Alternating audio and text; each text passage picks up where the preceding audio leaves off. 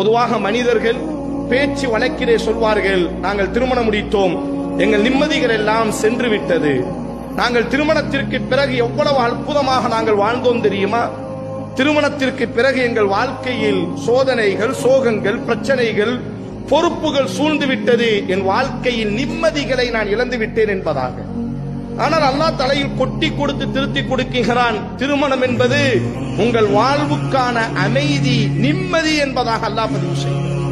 وَمِنْ آيَاتِهِ أَنْ خَلَقَ لَكُم مِّنْ أَنفُسِكُمْ أَزْوَاجًا لِتَسْكُنُوا إِلَيْهَا.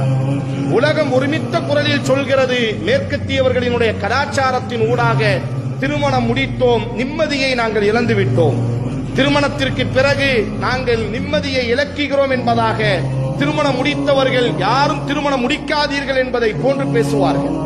ஆனால் அல்லாஹ் பேசுகிறான், லிதஸ்குனு இலைஹா, இந்த திருமணத்தின் ஊடாகத்தான் உங்களுக்கு நாம் அமைதியை, நிம்மதியை நாம் உங்களுக்கு வைத்திருக்கிறோம் என்பதாக திருக்குர்ஆன் சூரத்து ரூமில் அல்லாஹ் பேசுகிறார்.